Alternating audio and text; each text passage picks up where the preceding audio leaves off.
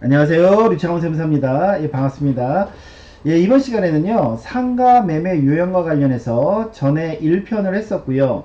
이번에 이제 2편을 이제 말씀드리려고 하는데, 전에 이제 22가지 중에서 11가지 정도 했을 것인데요. 이번에는 간이과세자인 경우, 그 다음에 사업자가 없는, 매수자가 사업자가 없는 거겠죠. 매도자가 사업자가 없으면 부가세 문제가 없기 때문에, 그래서 매수자가 사업자가 없거나 아니면 매도자가 간이과세자인 경우로 나머지 경우로 정리해 보도록 하겠습니다. 전에 이제 제가 매도 매수가 일반 과세자일 경우 요 기본 표를 말씀드렸는데, 이번에는 이제 간이 과세자인 경우입니다.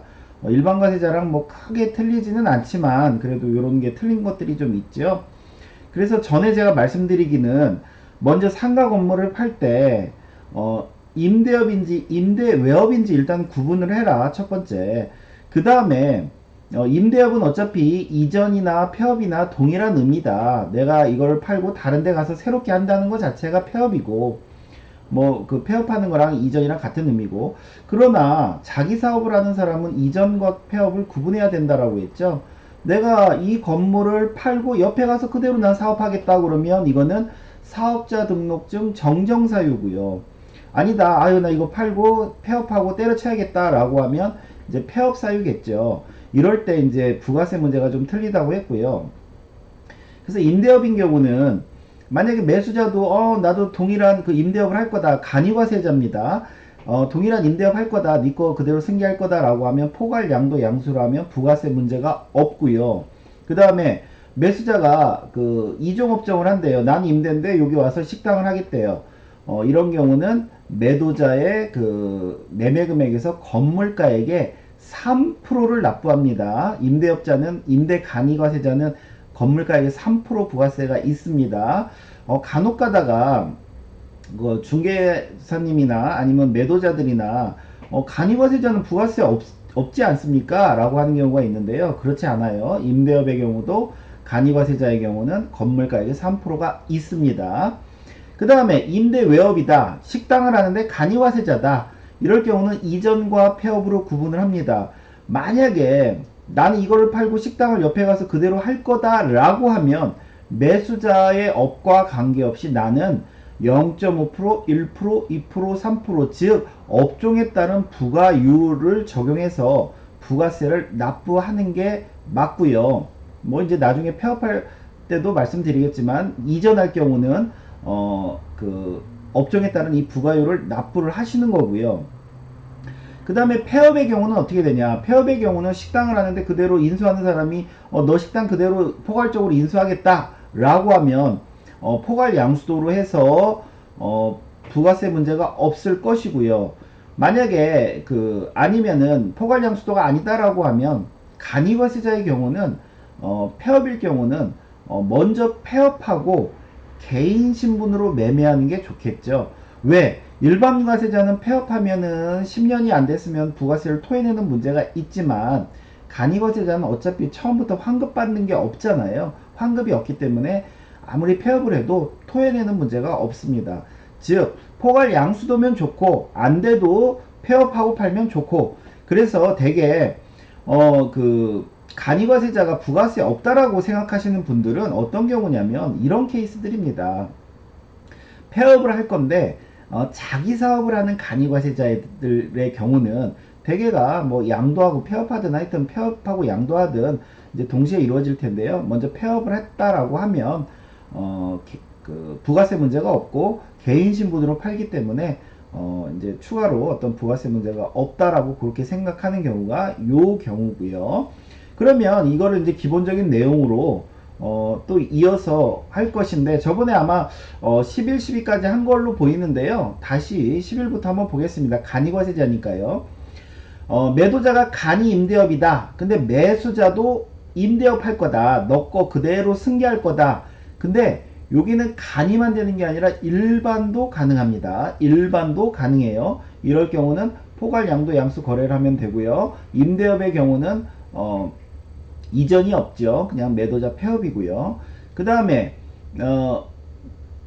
매도가 임대업 간인데 매수가 임대외업입니다. 즉 식당을 하겠대요. 식당. 이럴 경우는 매도자는 본인 돈으로 건물 부가세 3%를 납부하셔야 될 것이고요. 당연히 매도는 폐업하는 거고요. 그 다음에 간혹 가다가 매수자가요, 아니 난 사업자 안 낼 거야 라고 하는 분들도 있어요. 근데 이런 분들은 부가세를 당연히 안 주려고 할 것입니다. 야, 나 부가세 줘봐야 무슨 뭐 아무런 사업자도 안 내고 혜택도 없는데 내가 부가세 왜 주냐, 이럴 것입니다. 아마 그러면 그 매도 간이는 임대업 간이는 역시나 자기 돈으로 건물 부가세 3% 납부해야 되겠죠. 그 다음에 간인데 식당을 하고 있어요. 근데 동종업종한테 이거를 이제 넘기려고 합니다. 동종업종한테. 그러면 야, 이거 포괄량수도 아니야? 라고 생각할 수 있지만, 제가 그 예전에 말씀드렸듯이 이제 임대 외업은 폐업과 이전으로 구분을 해야 되고요. 포괄 양수는 폐업의 경우만 적용이 된다라고 보셔야 돼요. 나의 모든 걸 다 떠넘기기 때문에, 떠넘기면서 폐업이 이루어지는 거기 때문에 식당을 하다 폐업하는 경우 동종업종한테는 포괄 양수도 거래가 가능하고요. 만약에 나는 이거 너한테 팔고 난 딴 데 가서 계속 할 거야 라고 한다라고 하면 매도자 본인 돈으로 그 건물에 따른 부가세 0.5%에서 3% 업종에 따라서 납부를 하셔야 되는 거고요. 그 다음에 만약에 이제 간이 임대 외업, 간이 식당인데 그 다른 업종이에요. 뭐 그 미용실이 이제 하겠대요. 매수자가 미용실 하겠다라고 할 때는 어떻게 해야 되냐? 이것도 마찬가지로 폐업과 이전으로 구분을 해야 됩니다. 만약에 식당 하는 사람이 나 이거 폐업할 거야 라고 하면 어떻게 하면 되죠? 그 간이과세자의 경우는 폐업하면 좋다고 했죠. 왜? 선폐업하고 나중에 양도하는 식으로, 먼저 폐업해도 토해낼 거 없고 나중에 양도하면 개인 신분으로 양도하니까 부가세 없고, 그래서 폐업할 거면 선폐업 후 양도하면 되고요. 아니다, 나 이 식당 그대로 딴 데 가서 또 할 거다 라고 한다라고 하면 건물 부가세 업종에 따른 부과율 0.5%에서 3% 납부를 하셔야 되는 겁니다. 근데 마찬가지로 간이 식당인데요, 사업자가 없는 그 개인한테 이제 판다라고 할 때 이럴 경우도 이전과 폐업으로 구분을 하시는 거예요. 그래서 이전의 경우는 본인 돈으로 납부를 하는 거고요. 폐업의 경우는 그냥 선폐업하고 후 양도하면 될 것으로 보입니다. 그래서 간이과세자의 경우는요, 자기 사업을 하고 폐업하는 사람들은 대체로 그냥 선폐업하고 후 양도하면 부가세 문제 없다 이렇게 생각하시면 좀 편합니다. 예. 이전의 경우만 부가세가 있는 거예요. 간이과세자도. 그 다음에 이제 17번부터 22번은 그 매수자가 사업자가 없는 개인일 때 또 한번 정리해 봤습니다. 만약에 이제 이번에는 임대업인데 일반이에요. 근데 매수자는요, 그 간혹 가다가 자기가 사업자 안 내겠다는 사람이 있어요. 근데 잘 몰라가지고 이 사람이 부가세 달라고 하니까 줬어요. 줬는데 본인은 사업자 안 낼 거란 말이죠. 이런 경우는 그 매도자야 받아서 내니까 좋지만 매수자는 어때요? 환급도 안 되는데 부가세 줬기 때문에 손해겠죠. 그래서 부가세 없이 만약에 거래했다고 그러면 임대업자는 그냥 본인 돈으로 부가세 10%를 납부하셔야 될 것이고요. 그 다음에 만약에 식당 하는 사람이 마찬가지로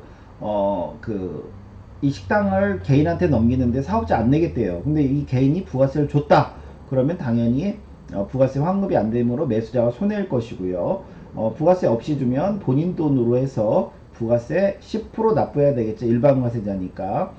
그 다음에 일반 과세자인 경우 임대업이 아닌 임대외업인데 사업자 없는 개인이랑 지금 거래를 하게 생겼어요. 이럴 경우는 어떻게 되냐? 이럴 경우는요, 만약에 내가 폐업을 할 거라면 무조건 먼저 폐업을 하고 파시는 게 유리합니다. 무조건. 즉 이전이 아니라 나는 폐업을 할 거라고 하면 사업자 없는 개인한테 거래할 때 먼저 폐업을 하고, 즉 10년 못 채운 것만큼 토해내는 게 그나마 세금이 적게 나오는 거고요. 그 다음에 10년이 지나서 만약에 거래한다라고 할 때는 폐업을 해도 토해내는 게 없겠죠. 그래서 이제 그 마지막 결론적으로 말씀드리면 이런 거죠. 임대업의 경우는 양도가 곧 폐업입니다. 양도가 곧 폐업이에요.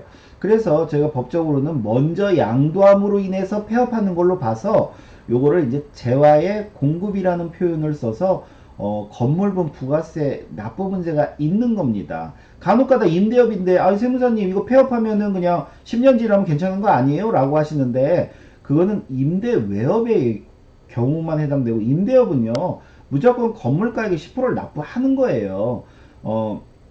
즉 폐업 시 잔존재화 문제, 즉 부가세, 환급받은 부가세 토해내는 문제는 원래가 없는 겁니다. 임대업의 경우는. 근데 임대 외업의 경우는요. 구분을 해야 되겠죠. 이게 이전을 하는 거냐 아니면 폐업을 하는 경우냐 이렇게 구분을 해서 이전의 경우는 매도자가 부가세를 납부해야 되기 때문에 매수자한테 받으면 좋고요. 근데 뭐 간이가세자는 받지 못하기 때문에 본인 돈으로 납부해야 되겠고요. 폐업의 경우는 어때요? 폐업의 경우는 일반 과세자인 경우도 먼저 폐업하고 개인 신분으로 파는 게 유리하다. 그래야지 뭐 예를 들어서 8년 하고 폐업하면 2년치만 납부하면 되니까 유리하고 간이과세자의 경우는 더더군다나 선폐업하고 납부를 해야 선폐업해야지만 납부할 부가세가 없다. 왜? 최초 환급받은 부가세가 없기 때문에.